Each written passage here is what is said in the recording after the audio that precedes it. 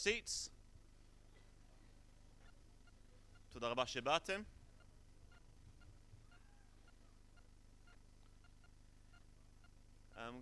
Good afternoon. My name is Michael Wieger. I am the Chief Executive of the UJA in Britain. It's really a pleasure to welcome you all here.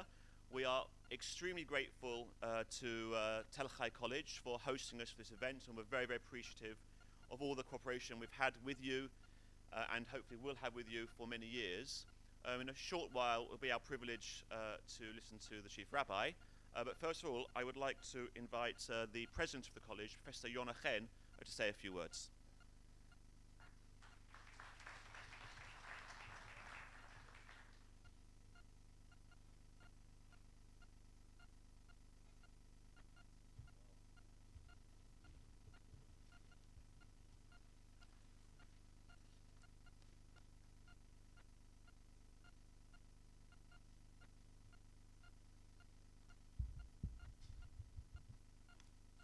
Dear Rabbi, Lord Jonathan Zacks, members of the United Jewish Israel Appeal, UJIA, England, Wales, Scotland delegation,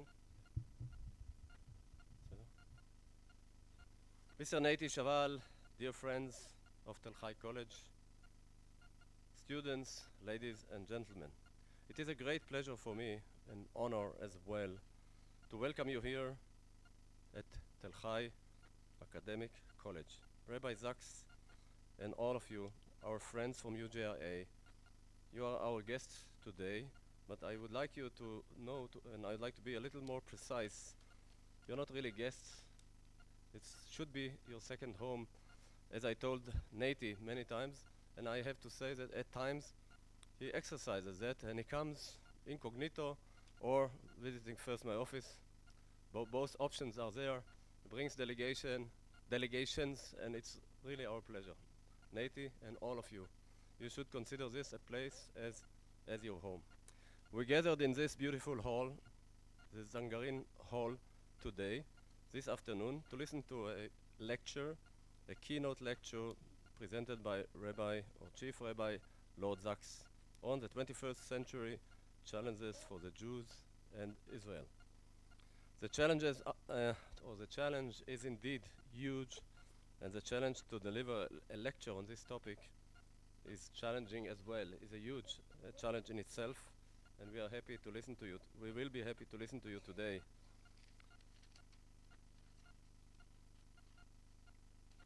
And I assure you, Lord, that we will listen to you very, very carefully and hope we'll learn how to meet, how to tackle these challenges, and how we should deal with all of this. I would like also to very briefly say a few words to make sure that you are a little better acquainted with this college, even though I said that this is your second home. Not all of you have been here, not all of you are aware of the data, so I'd like to tell you a little bit about this. It was declared an academic college, Telhai College, in 1996, so only about 16 years ago, with a student body of about 600 students only. Today, we are proud to say that we have about 3,300 students in the academic sections. There are another 800 students in the pre-engineering school, which is hosted on this campus as well. And if you count or add to these numbers staff, academic and technical and managerial, so we are at a campus of about 4,500 students, a very significant contribution to the north of Israel, a very significant contribution to the Galil. What do we do here? We teach for BA degrees, MA degrees, BSc and MSc, all of these degrees. They study in two faculties. The students study in two faculties. One is the Faculty of Social Sciences and Humanities, and the other one is the Faculty of Science and Technology. You look at the numbers, about 1,200 students in the Faculty of Science and about 2,150 in the Faculty of Social Science and Humanities. This campus, where we are right now, East Campus, or the Gustave Le Vin campus, as it has been named recently, is a campus that houses the Faculty of Social Sciences and Humanities, and what we call the West Campus, the other side of the main road, is the campus that houses the Faculty of Science.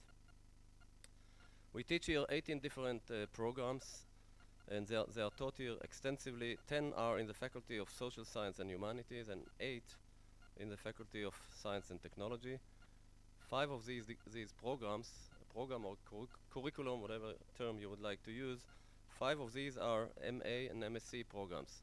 So the college not only teaches BA, BSc, bachelor degrees, but also master degrees. And this is recent, actually, no more than 3 years that we had the first 2 programs. By now we enlarged the number of programs to 5, and there are 3 more on the way, which actually is a strong indication that we are research oriented and our progress is swift. I have to say that a few months ago, a few months ago in my position here stood Professor Trachtenberg, who is actually the head of the Council for Higher Education, and he stated here very strongly, very clearly, that by the parameters of the Council, this college is considered the number one public college in Israel.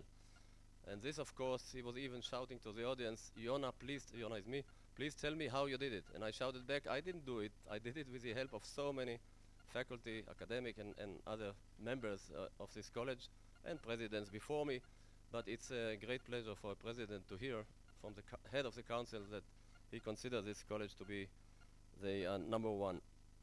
The programs are very diverse. I just mentioned a few: human nutrition, food technology, environment, biotechnology, social sciences, education, economics and management, and even included is a new program that we are just launching these days, should start next month, a master degree in Galil studies, headed by Professor Goren. So northern regional studies, which is always a debate. Should you teach something like that or not? Actually, we had an appeal from the council that we should offer some kind of a regional type of study. How did we do all of this? How did this become a reality?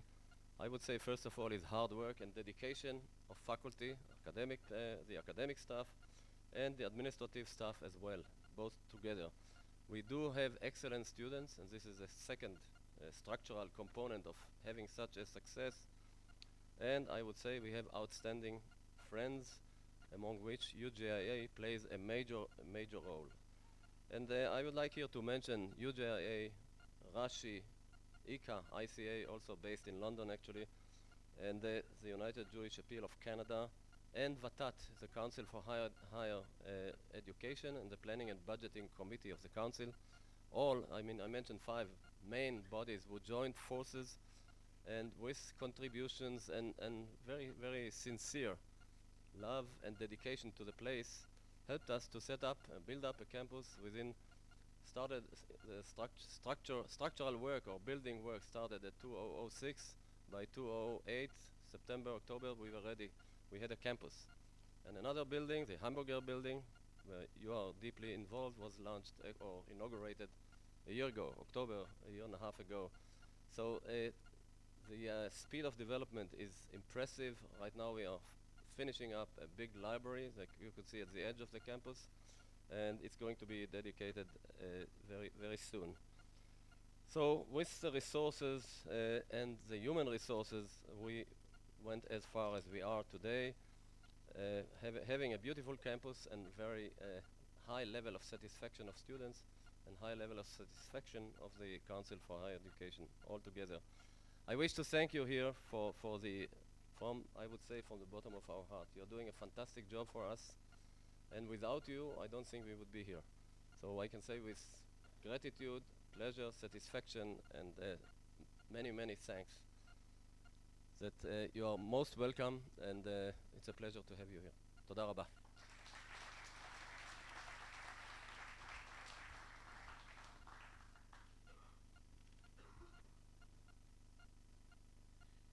In a second, it will be my very great pleasure to invite Professor Muli Lahad to come and share a few remarks with us. Professor Lahad is on the senior faculty at Telhai College and was responsible over the last 25 years or so of establishing a Center for Stress Prevention, which has become renowned around the world. All of that, from my point of view, as Muli knows, is irrelevant, because from my point of view, Muli is important because in 1981 he was the shaliach for FZY in the UK.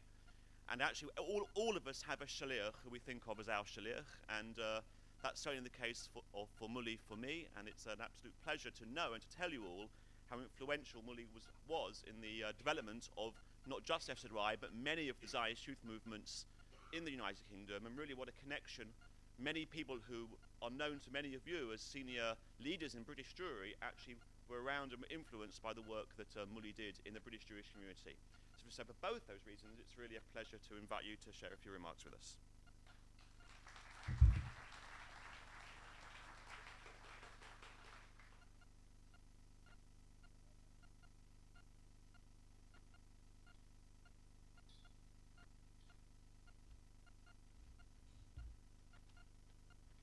When I was a shaliach, the one thing we always said was that there are some nachas schleppers, if you know. And I really feel a lot of nachas to see today Michael and others that are, you know, so involved in the Jewish and Zionist affairs in the world and in Britain in specific. So thank you, Michael. It's a great nachas, so to speak, and not nachas schlepper. Dear Chief Rabbi, Dr. Jonathan, Henry Zacks, Lord, the Commonwealths of the Jewish Congregation of the Commonwealth, and I'm honored to welcome you to Telhai College. Dear staff, students, friends from UJIA, guests, you may have noticed that I approached Rabbi Zacks as a doctor. Indeed, he received his MA from Cambridge, his PhD from King's College, and his rabbinical smicha Jews College, London, and Etz Chaim Yeshiva, London.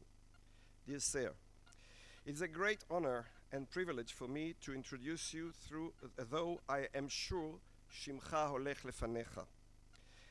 As a Jew from Eretz Israel, who is considered here Chiloni, I once thought that being a Zionist, which I am, being a liberal, which I am, and being rooted in the Jewish and Israeli culture is enough for my deep understanding of who we are and why are we here.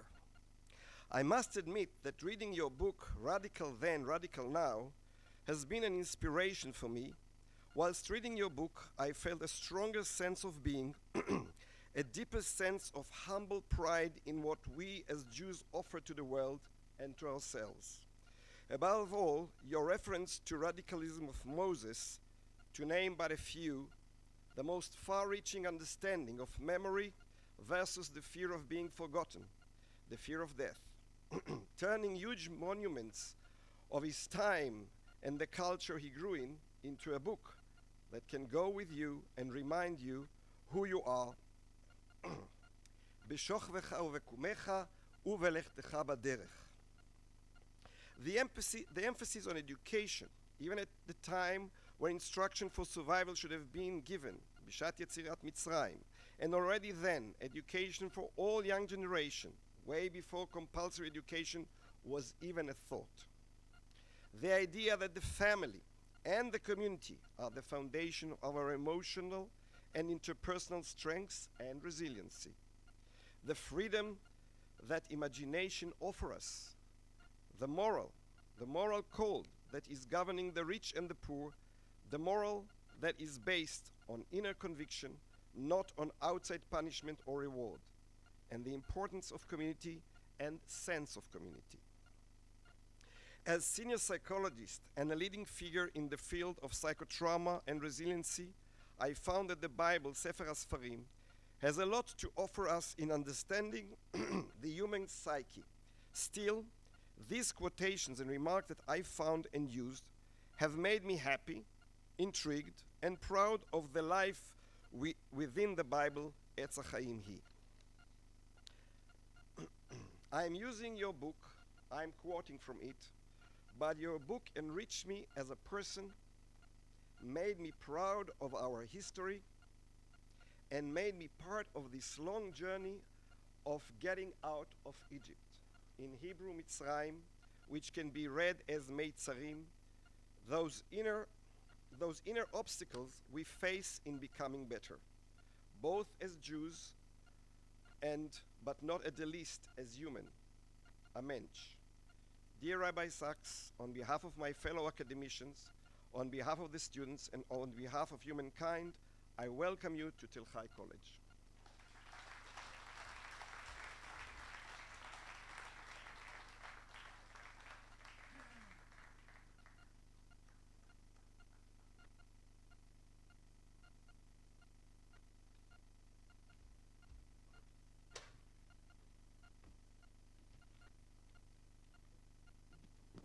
Thank you.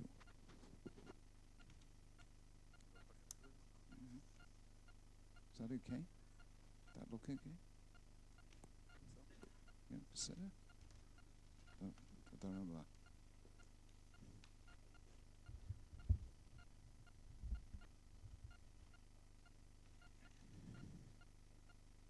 פרופסור חן, פרופסור להד, כמה מאזינים מכובדים.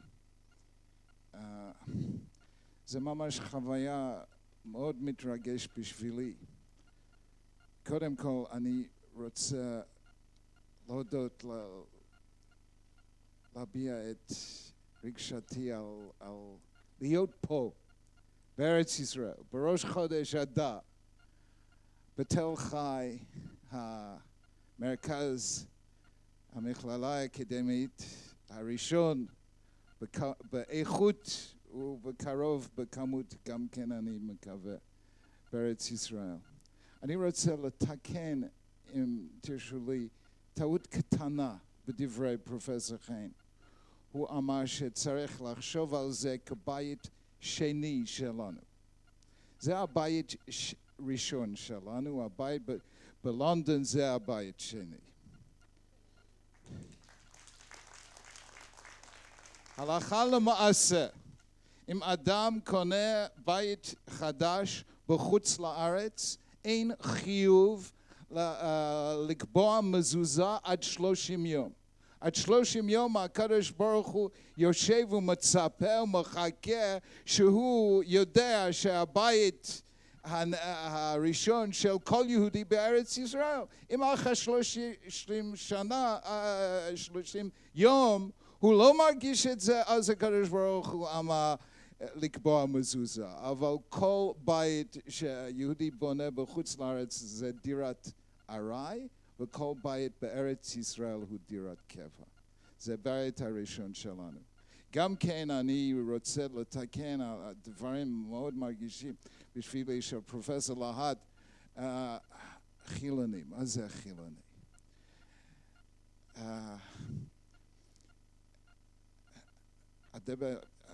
אז אני מגלה משהו. הקדוש ברוך הוא גם כן חילוני.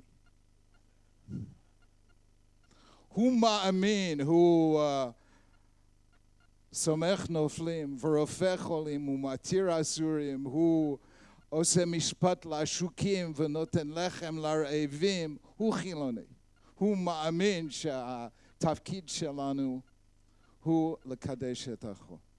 וזה שאתה עושה, וזה פרופסור חן וכל הלומדים ומלמדים פה מקדשים את החוק. בארץ ישראל החול זה הקדוש. ואז אני אומר לכם חזק ונתחזק, ושתלכו רק למעלה בכמות באיכות, ויהיה לשם לתפארת ולתהילה. אמן.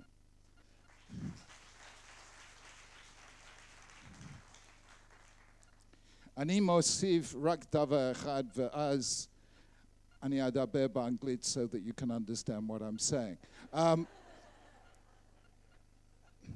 אבל רק עוד מילה. היום זה ראש חודש אדר, אדר א', ואומרים, משנכנס אדר מרבים בשמחה. מסתמה משום שהיה נס, הנקרא נס של פורים. הגמרא שואלת, אם משנכנס אדר מרבים בשמחה, אם יש חג, אם יש נס, למה בפורים אין אנחנו אומרים הלל? המגילה שואלת. הגמרא שואלת באופן חריף. במצרים יצאנו מעבדות לחירות. והגמרא שואלת, אם מעבדות לחירות אומרים שירה ממיתה לחיים לא כל שכן. וזוהי תשובת הגמרא. אין אומרים שירה על נס בחוץ לארץ. אין שמחה אמיתית כשמחה של כל יום ויום לשבת פה בארצנו הקדושה. וזה השמחה הכפולה בשביל כולנו מהמשלחת של UJIA, להיות איתכם פה בתל חי, לשמוח ולומר שירה ביחד. והשם יעזור, שהשם יברך את עמו ישראל בשלום, ושנהיה כולנו יחד בשמחה. אמן. Friends, I've been asked to speak briefly, which is a miracle in itself, on the major challenges facing the Jewish world in the 21st century. George Bernard Shaw was once asked to give a lecture on English literature. He said, "How long do I have?" They said, "Professor Shaw, you have 10 minutes." Shaw said, "How am I supposed to say all I know about English literature in 10 minutes?" And the person said, "Well, Bernard Shaw, speak very slowly."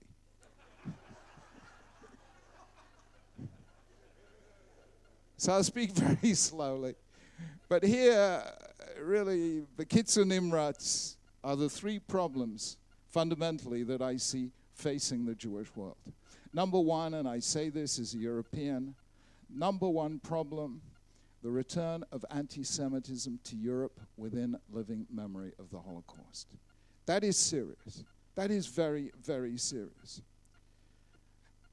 As a child, on Pesach, I enjoyed the Haggadah, except for one passage, which I couldn't understand at all. Shelo echad bilvad amad aleinu lechalotenu, ela b'chol do v'do umdim aleinu lechalotenu. That not in one generation did they try and destroy us, they tried to do it in every generation. I thought to myself, that is my parents' passage. It doesn't mean anything to me. So when I see our children on campuses in Europe facing anti-Semitism, I think to myself, this is the shock of my lifetime. And I wonder how it happened. And therefore, I took it on myself to try and understand what is anti-Semitism. And I began to understand that anti-Semitism is not a coherent doctrine. It is a set of contradictions. Jews were hated in the 19th century because they were rich and because they were poor, because they were capitalists and because they were communists. They were hated because they kept to themselves, and they were hated because they infiltrated everywhere. They were hated, said Voltaire, because they believe in some superstitious ancient religion. They were hated, said Stalin, because they are rootless cosmopolitans who believe nothing. So how do I understand anti-Semitism, which is a stira minei ubei? It's an internally self-contradictory set of beliefs. And the only way I could understand anti-Semitism is to understand it as a virus that attacks the bodies of nations, the body politic, the way a biological virus attacks the human body. And the question is, how does a virus beat what is the most sophisticated thing in the whole human body? The human body contains the most sophisticated defense system ever. It could have been designed by an Israeli. It is called the immune system, and the immune system detects viruses. So how does a virus beat the immune system? And the answer is that, like a virus, anti-Semitism mutates. And so it changes from time to time, and we are living through one of the great mutations. In the Middle Ages, it was anti-Judaism. In the 19th century, it was racial anti-Semitism. Today, we are living through a new anti-Semitism. It is mutated. How is the new anti-Semitism different from the old? 3 ways. Number one, it does not attack Jews as a religion. It does not attack Jews as a race. It attacks Jews as a nation doing what every other nation in the world does, have its own sovereignty in its own state. That is how Jews are attacked today. The new anti-Semitism is anti-Zionism. Number two, its epicenter is not in Europe, but in the Middle East. And number three, however, and this is the most important thing I need to explain because people don't understand, is its legitimation. It is easy to hate, but it is very difficult to stand up in public and tell people that they should hate. It's very difficult. And therefore, anti-Semitism has always historically had to justify itself by the highest source of authority available within a culture at a given time. In the Middle Ages, what was the highest source of authority in the culture? The answer was religion. So anti-Semitism was religious anti-Judaism. You felt it was there in the Christianity, it was there in Islam, it was religious anti-Judaism. In the 19th century, in Europe of the Enlightenment, religion was no longer the highest source of authority. What was? And the answer is science. And therefore, anti-Semitism was justified in terms of two disciplines that in the 19th century were believed to be sciences. Number one, the so-called scientific study of race.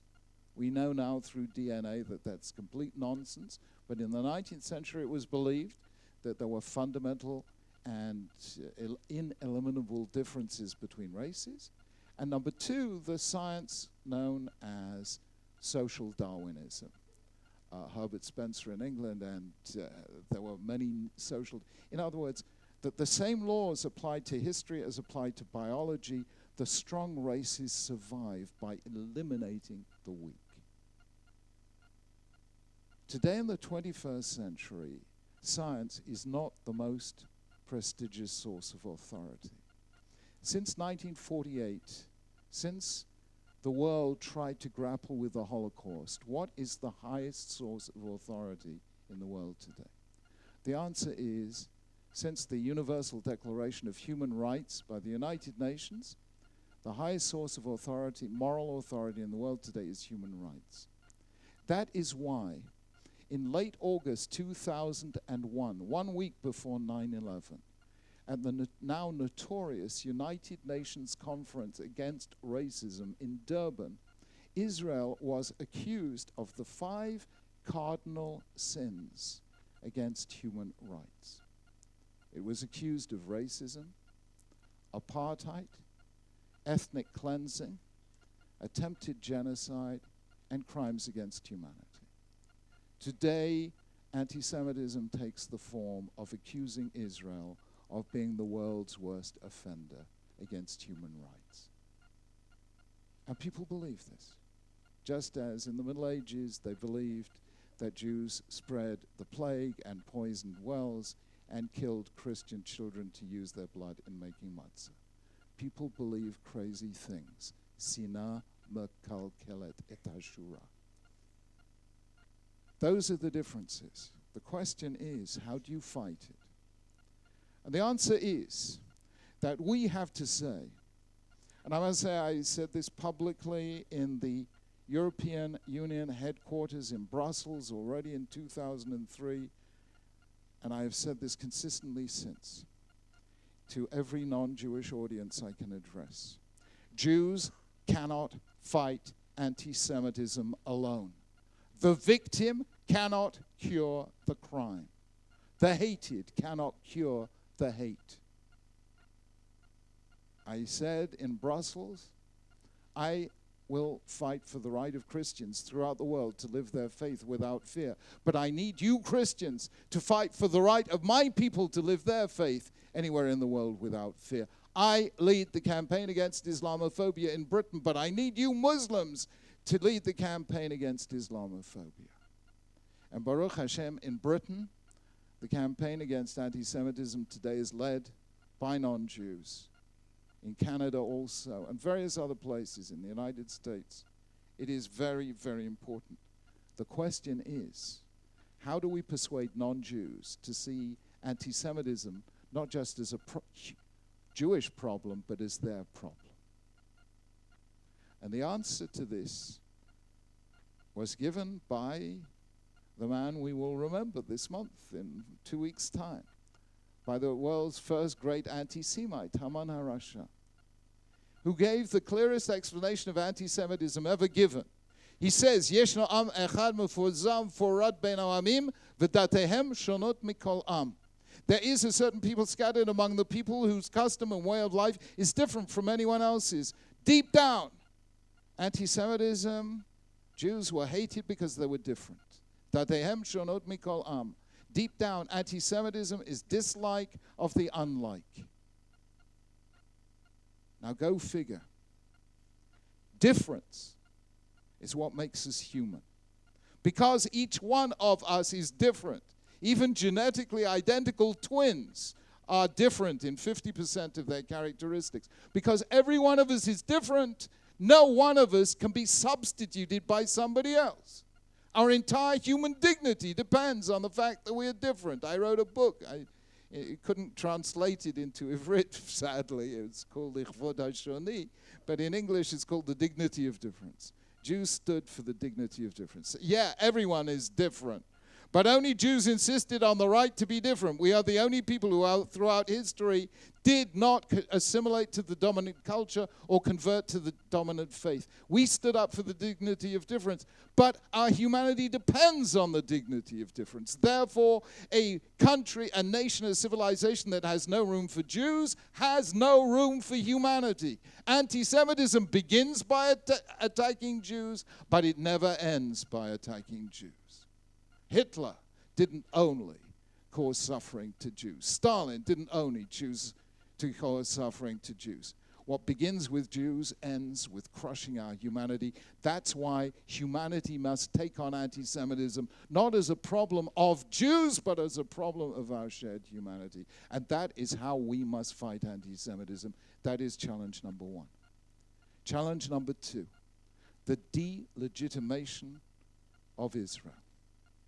This too is a terrible phenomenon. You know what the media of the world say. The emunah shlema of the Chilonim have the best emunah, they're terrific, and the Hess, Moses Hess, and Ariel Pinscher, and Yehuda Leib Pinscher, and Theodor Herzl, האמינו באמונה שלמה. שברגע שעם ישראל יש לו מדינה שלנו, anti-Semitism will disappear. נהיה ככל הגויים, and there will no longer be anti-Semitism. And therefore, it is again another shock that today Israel is, as they say, the Jew among the nations. And we have to fight this as well. Taminli, this is serious. This is not just a matter of hasbara, or what they call public relations. Let me explain very simply. In 1948 and 1967, Israel's enemies tried to put it in a military crisis, and they failed. In 1973, with the Arab boycott, they tried to put it in an economic crisis, and they failed. In 1975, with the United Nations motion, Zionism is racism, they tried to put it in a political crisis, and they failed. Now they are trying to put it in a moral crisis. And do you know what? They may succeed. They've persuaded Jews to stand up and condemn the state of Israel. This is serious. And we have to stand up and say no to this, loudly and clearly. What are the 6 major problems confronting humanity in the 21st century? Number 1, environment. Global warming. Though in London, where we come from, we'd quite like a bit of global warming. Number 2, asylum seekers. There's a big problem in Europe, in America, asylum seekers. Number 3, the inequalities between rich countries and poor countries. Number 4, terror. Number 5, fighting groups like Al-Qaeda, what they call asymmetric warfare.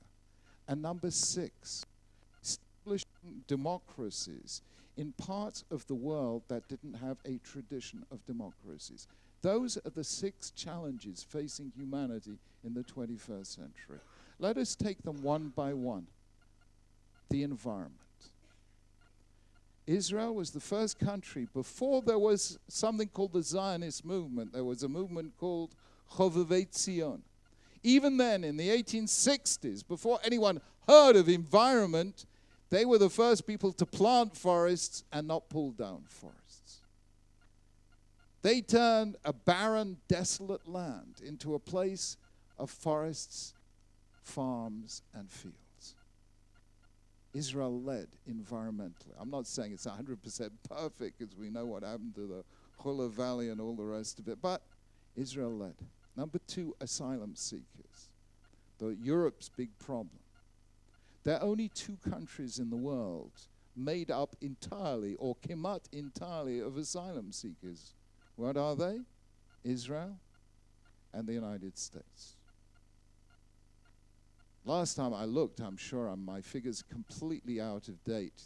They came here from 103 different countries speaking 82 different languages. I was here with my family all those years ago before I was chief rabbi through the whole of the Gulf War. You know, the Gulf War #1 with all those Scud missiles. You know, and the time it took for the radio to make the announcements in all the 18 different languages, it was all over before you got to the end of the announcement. Number 3, economic inequality.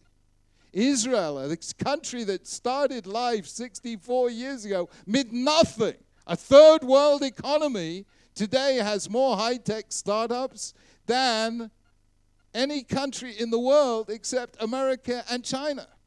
Work this out. There's not one European country that has the number of high-tech startups that Israel does. You want to learn how to move from a third world economy to a first world economy? The role model is Israel. Number 4, terror. The world complained about the wall, the fence, the only successful non-violent response to terror yet invented. Number 5, how does America, how does Europe, how does the Western world fight an asymmetric warfare with the people like Al-Qaeda? Answer, it uses drone technology invented here in Israel. Number 6, how does a part of the world that never knew democracy sustain a democracy? The role model is Israel. I tell you, Israel is not just a democracy, it's a hyper-democracy. Everyone's prime minister here. It's gewaldig. It's beautiful. Every taxi driver is a prime minister. Unbelievable thing. Hyper-democracy. Now, you work this out. The first elections in Israel were not 1948. They were 1922, the first proto for the Histadrut. No question that everyone should have the vote. Women should have the vote. They didn't even have it in half the European countries. Where did Jews come to Israel from? From Tsarist Russia, from Soviet Union, from Arab lands, from countries that never had democracy. 90% of Jews came here from countries that never had democracy, but when they got here, in Breira, there wasn't even lo ba b'cheshbon, an alternative to democracy. In all 6 areas of challenge facing all humanity, Israel is the role model of hope. You're a little country, Israel shows you can have hope. You're a third world economy, Israel shows you can have hope. Israel is hatikva shel umot ha'olam. It is the source of hope for everyone. And frankly, let us be blunt and get up to say to our dearly beloved Christian and Muslim friends, Chaverim, we love you. We really love you. Even if you don't love us, we love you. But Chavivi, there are 125 countries in the world where Christians form a majority of the population. There are 125 Christian countries in the world. There are 56 Muslim states in the world. There is just one Jewish state in the world. And it is so big. You know how big Israel is. There's a lovely park in South Africa with lovely high bar, you know. It's called the Kruger National Park. Israel is the same size as the Kruger National Park. You would deny us one tiny little country. You, 125 Christian nations and 56 Muslim nations who declare yourselves followers of the God of Abraham. And have you forgotten the words God first said to Avram Avinu? Lech lecha me'atzcha mimoladetecha me'beit avicha el haaretz asher areka. We, the literal children of Avram, are not entitled to that. By your faith, we're entitled to that. So we have to stand up and say Israel is a source of hope for the world. And sooner or later, when every other alternative is exhausted, the world will see sense. However, here is the third challenge. Listen to this. 3 times Am Yisrael went into Galut. Once in the days of Joseph and his brothers, a second time in the time of the Bayit Rishon, and a third time in the time of the Bayit Sheni. Each time for the same reason. Lo yachlu achim v'achiot lashevet yachtav b'shalom. Joseph and his brothers, the Torah says, Lo yachlu dabro l'shalom. They sold him into slavery. The end result is they were all sold into slavery. And the result is that we all have to keep Pesach with or without kitniot. In the days of the Bayit Rishon, a mere 3 generations of kings, Shaul, David, Shlomo. Shlomo builds the Beit HaMikdash. And then immediately the kingdom divides into 2, and one little country divided into 2. Lincoln, you saw, if you haven't seen the new Steven Spielberg film, you know, Lincoln may not have been Jewish, but at least our guy Spielberg gave him a good hesped. A house divided cannot stand. And so divided, the northern kingdom is conquered by the Assyrians, the southern kingdom by the Babylonians, Chava. And as for Bayit Sheni, you know, the one thing we learn from Jewish history is that Jews don't learn from Jewish history. And so instead of Eze Achdut Ha'am, according to Josephus, the Jews inside besieged Jerusalem in the time of Vespasian and Titus were busier fighting one another than fighting the Romans outside. And the result was a galut that lasted kimat alpaim shana. Now, I want you to work this one out. Israel was, or the Jewish people, or Judaism was attacked by some of the greatest people, some of the greatest empires the world has ever known. By the Egyptians, the Assyrians, the Babylonians, by the Alexandrian Empire, by the Roman Empire, by the medieval empires of Christianity and Islam, all the way through to the 20th century, the Third Reich and the Soviet Union. All of them attacked us, all of them were immense powers, and all of them today are no more. They've been consigned to history, and this tiny little people still stands and sings Am Yisrael Chai. There is only one nation on earth that can endanger the future of the Jewish people, and that is the Jewish people. Rabotai. Divisions were the death of us. We need Achdut Ha'am.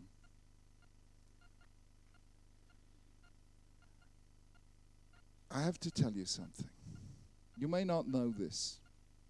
Judaism was the first moral system in the universe to place love at the heart of morality. V'ahavta et Hashem Elokecha b'chol levavecha b'chol nafshecha b'chol moedecha v'ahavta l'reacha kamocha v'ahavtem et hager ki gerem hayitem be'eretz Mitzrayim. Judaism is the religion of love. Judaism is the first civilization in history that introduced the idea of forgiveness. I can't give you an academic lecture here, but read the book Before Forgiveness by David Constant, published 2 years ago, historian of ideas. The Greeks never had a concept of forgiveness. Appeasement, pious, yes, but forgiveness, slicha u'mechila, no. We invented the idea of love and the idea of forgiveness. Ribbona shel olam. We're a tiny little people. We have to love one another. And we have to forgive one another. The Charedim have to forgive the Chilonim, and the Chilonim have to forgive the Charedim, because God forgives both of them. We need Achdut Ha'am. That isn't some big coalition deal. It isn't some big political thing. How do you achieve Achdut Ha'am? Let me tell you. You know what this week's Parshat HaShavua is? Parshat Truma, okay? Parshat Truma. You know that Moshe Rabbeinu leading the Jewish people, that's easy, right? That's easy. I mean, running Telhai is difficult, but leading the Jewish people is easy. But he discovered, you know, Kol Makom She'em Chanu Sham B'Taromet U'B'Machloket. He says God is going to set you free, and there's a little setback, the people complain. They have no water, they complain. Moshe Rabbeinu gives them water, it doesn't permeate, they complain. They have no food, they complain. Moshe Rabbeinu gives them manna, lechem min hashamayim, it's not fleshig, they complain.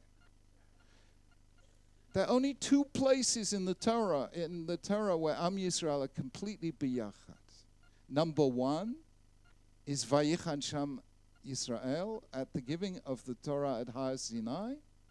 HaKadosh Baruch Hu B'chvodo V'atzmod comes and reveals himself, and Vayichan Sham Yisrael Ke'ish Echad B'lev Echad. Everyone knows that. Not everyone remembers the second time they were b'shalom. You will find that when they were building the Mishkan, they were b'shalom. Lo ein shum machloket, lo taromet, lo hitlonanut. Nothing. Moshe Rabbeinu said, you know, HaKadosh Baruch Hu said, Daber b'nei Yisrael v'yikhu li truma me'et kol ish asher yidvenu libo. He said voluntarily, whoever wants to give, gives. And do you know what? They all gave. Ha'ashir lo yaber v'adal lo yamit. They all gave. Rich, poor, men, women. Some gave gold, some gave silver, some gave nechoshet, some gave skills, some wove. Asma. Everyone gave. And every contribution counts. And because they were building something together, there was Achdut. Not because they all voted the same way, or they were all Ashkenazi, or Sephardi, or Dati, or Chilani, because they built something together. Friends, Am Yisrael b'Medinat Yisrael. If they build something together, there will be b'shalom. Everyone has to contribute. Everyone has to contribute. Not every contribution needs to be the same, but everyone must build together. You know, there's an institution called Yeshiva University. Used to have a president called Rabbi Norman Lamb. And Rabbi Norman Lamb said that he only knew one joke in the Mishnah. I said, which Mishnah? He said, Talmidei Chachamim Marbim Shalom Ba'olam. So that must be a joke, right? As I said, Professor Lamb, actually, it's not a joke, but you need to go to the end.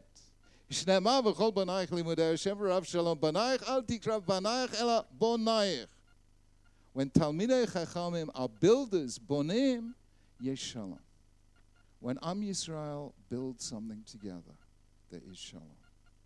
The Jewish people, their greatest building in the time of Tanakh was to build the Mishkan. In all of Jewish history, however, the Jewish people rarely ever built something as great as Medinat Yisrael. And here we stand on the Gvul HaTzafon shel Medinat Yisrael. And we say, Rabbanu Shalom, look down min hashamayim on us. Grant all of us, ba'aretz v'chutz la'aretz, in chutz la'aretz, grant that we're soon ba'aretz, b'mheira b'yameinu. Bless us with the peace that comes when we build something together. You have built something wonderful in Telhai. Am Yisrael has built something wonderful in Medinat Yisrael. As long as we build, we will be together. And if Am Yisrael is together, no empire in the world can prevail over it.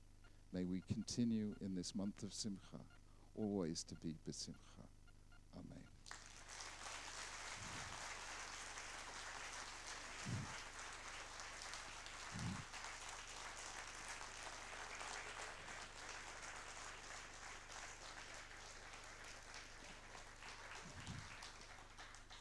What do we do? What? We have a little bit of time for a few questions.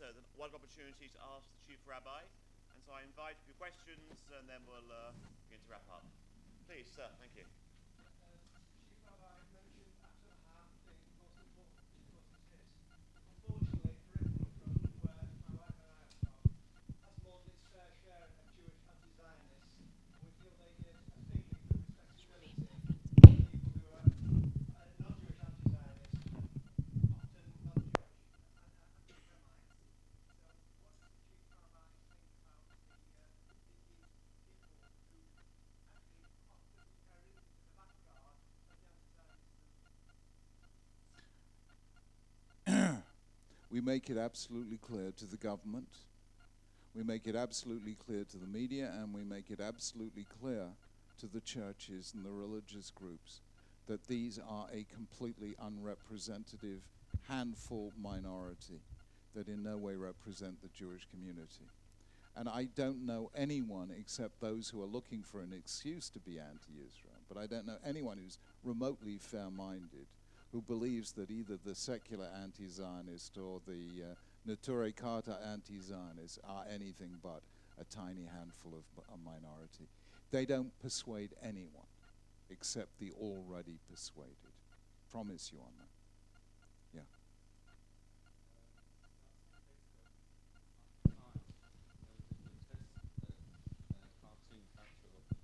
Yeah. About Netanyahu and building a wall with the blood of the Palestinians.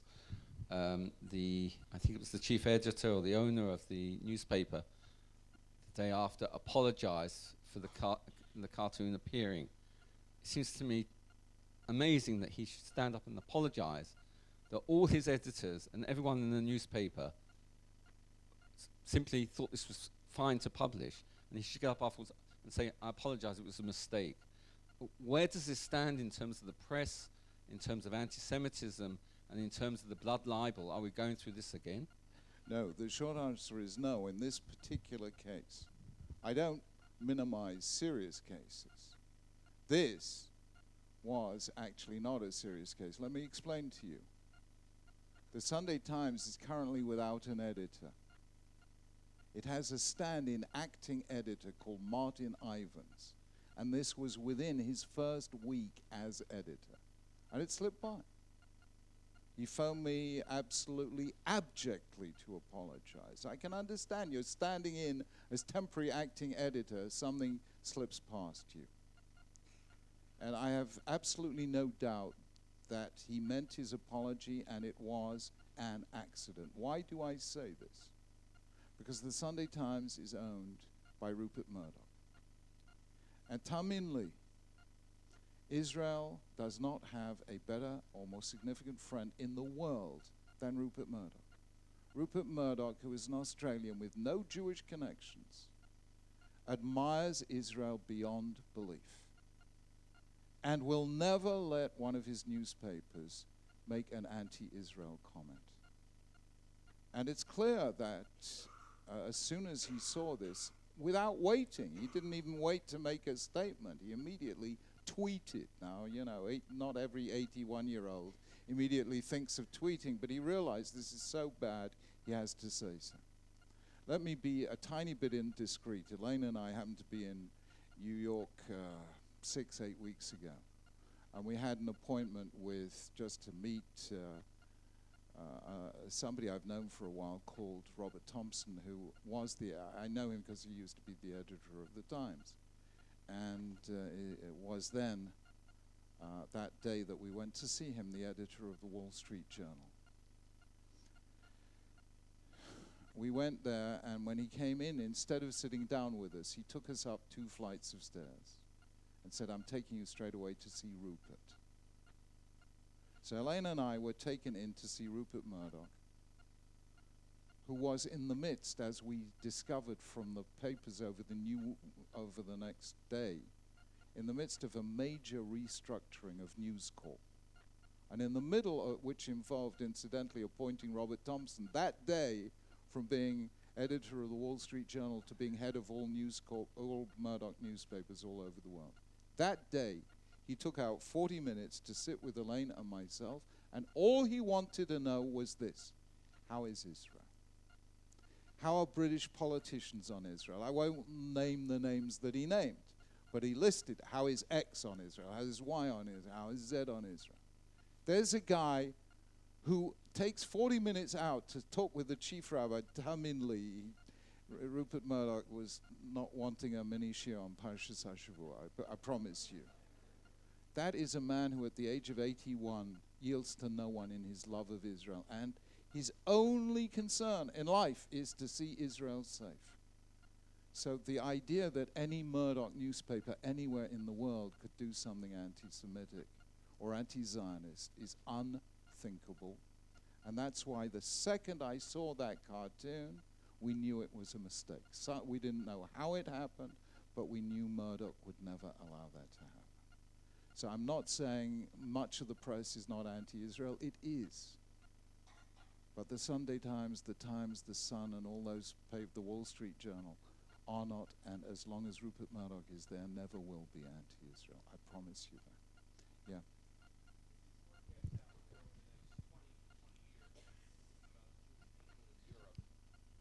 The Jewish people in Europe, you can focus on the UK, but I'm thinking of all Western Europe now, including, I think, the United Kingdom is still part of Western Europe, is... until the referendum. Right. Yeah. Is how do you see the role of Jews and their ability to live in those countries and basically the position of the Jewish people in those countries over the next 20 years, given the trends that are going on in I think the position of Jews in Europe today is difficult. We had a moment when Shechita was banned in Holland. We had a moment when Brit Milah was banned in effect banned in Cologne and then in Switzerland. And Jews in Europe are beginning to ask, is there a place for us here? The little Jewish community of Norway is leaving because anti-Semitism in Norway has become so extreme. And little by little they may move from Sweden, from Holland, and from France. Now, France had and perhaps still has the largest population outside of, let's say, Russia, but the biggest Jewish community in Europe. But the French Jews feel very unsafe and very uncomfortable in France.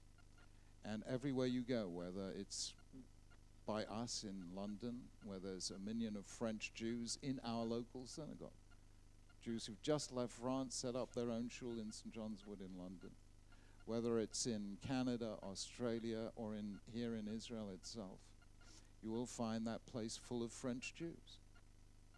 Now this is serious. This is very serious.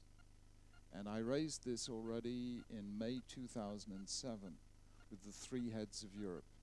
The head of the European Commission, Jose Manuel Barroso, the head of the European Parliament, Hans-Gert Pöttering, and the then head of the European Union, Angela Merkel. I expressed in no uncertain terms my fear about the future of Jews in Europe, and that was in May 2007, and nothing much has changed. So it is a difficult situation, and I think a very difficult one to believe. to repeat, within living memory of the Holocaust, Jews should not feel safe in Europe. What does that say about the soul, l'âme d'Europe, the soul of Europe? So we will continue to fight, but I think the European Jewish communities will decline over time. I hope it won't happen in Britain, because Britain was once, in the Middle Ages, the world leader in anti-Semitism. But, since 1656, it's behaved itself. So we hope that in Britain at least, and French Jews are coming to Britain, and I know some Dutch Jews want to come, and so on. But mainland Europe is a difficult situation, and we have to be very vigilant, and we have to stand strong. Yeah. Let me switch gears for a second and ask you what may be a theologically difficult question. You spoke of two very important things. One is the mutating virus of anti-Semitism, the incredible eternal perdurability of anti-Semitism and its ability to morph itself in all places, in all times, in very different ways. And then you spoke about the absence, the fatal disease that we have called sinat hinam among ourselves, and our vulnerability to ourselves as really our greatest enemy. Is it possible, and this is something that has been troubling me for years, is it possible that in his infinite wisdom that Hashem has really allowed this virus to continue as a form of keeping us within a certain way, of forcing us to do that which we might not be able to do on our own without external pressures, external hatred, as it were, and that knowing us better than we know ourselves, he has decided that if he is to maintain the timeless Brit with us, if we're going to be present for that Brit, that he has to keep us in the room, in effect, through anti-Semitism. The short answer is no. The long answer is no, no, no. And the explanation is hafuch. It is exactly the opposite. Anti-Semitism is Hashem's punishment. He says to us, if you Jews hate other Jews, then Gentiles will hate you. Avat Yisrael is the cure for anti-Semitism. And I promise you this. Listen to me. I did an odd experiment, for about 20 years. I decided, as well as teaching Torah to Yidden, where you work, it doesn't work. I'll teach Torah to non-Jews as well. Don't let me explain to you why, but I just did. You go out with love and forgiveness towards non-Jews. Do you know how much Avat Yisrael there is? You think there's only Sinat Yisrael because it gets reported in the newspapers. You know how much Avat Yisrael there is out there? Unbelievable. Yeah, we have enemies, but we also have friends. Let me give you some examples. This past Shabbat, they have something in Christianity called Lent. It's like our Sfirat HaOmer. So, and they do it's a spiritual time, and the Times asked everyone, what book should you read for Lent? The Archbishop of York, number 2 in the church hierarchy, said, read the Chief Rabbi's book, The Great Partnership. You think a Jew would say, read the Chief Rabbi's book, The Great Partnership?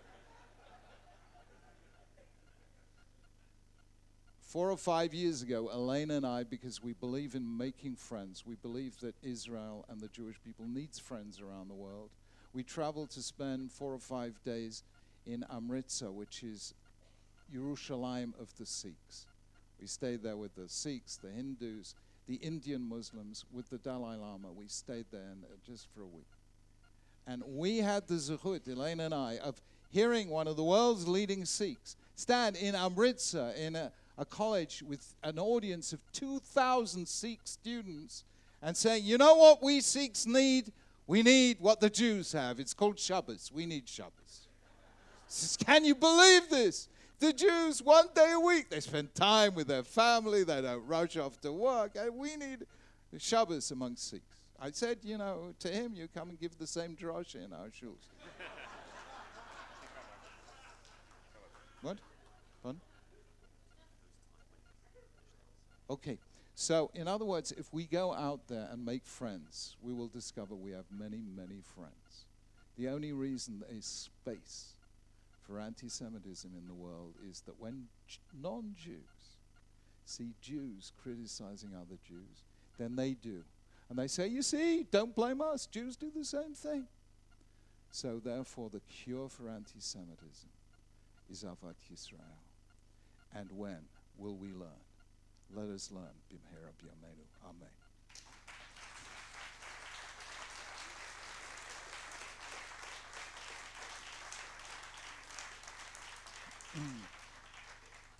I'm sorry to cut the questions short. We wanted to make sure we leave some time for the Chief Rabbi to sit with some of the Telhai students, so I hope you'll forgive me.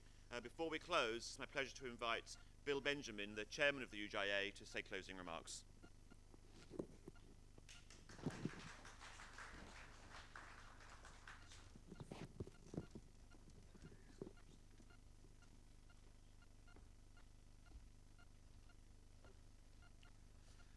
Thank you, Chief Rabbi, for those wonderful and memorable words.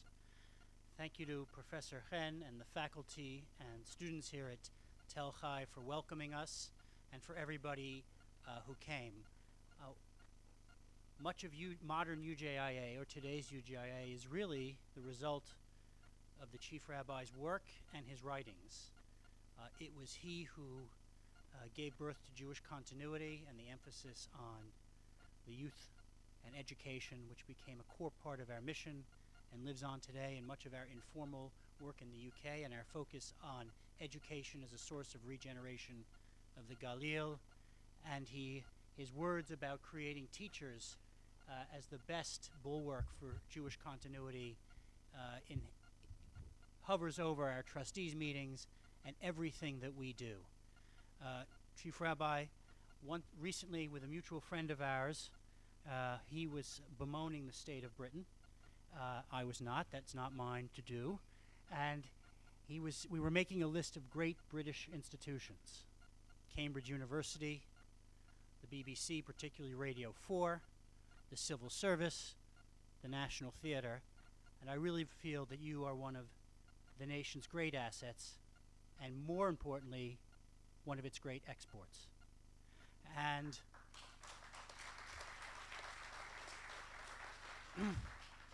when I returned to my native home in Manhattan, and I met with a very educated and active Jewish population, they always speak of, with great glow and enthusiasm for your works, which reach the Hudson, and I know they reach beyond. Now, unfortunately, or fortunately, in September, you will be moving on to the next chapter of your life, and as a small token, behind us, of our appreciation for your presence here, for your Bayit Sheni, we give you this.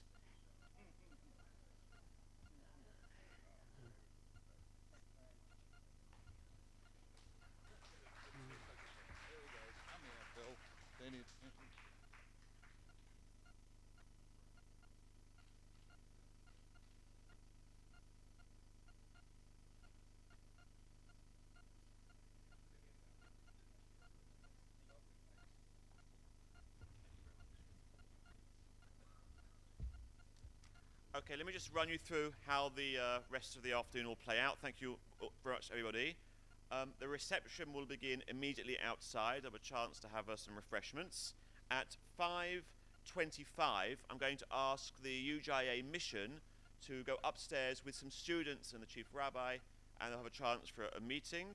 And then at 5:40, we'll go for a short walk to the bus via a view of the area, and then make our way towards Tzfat. But of course, all the guests are welcome to stay at the reception for as long as you wish, and thank you all very much for joining us. Good afternoon.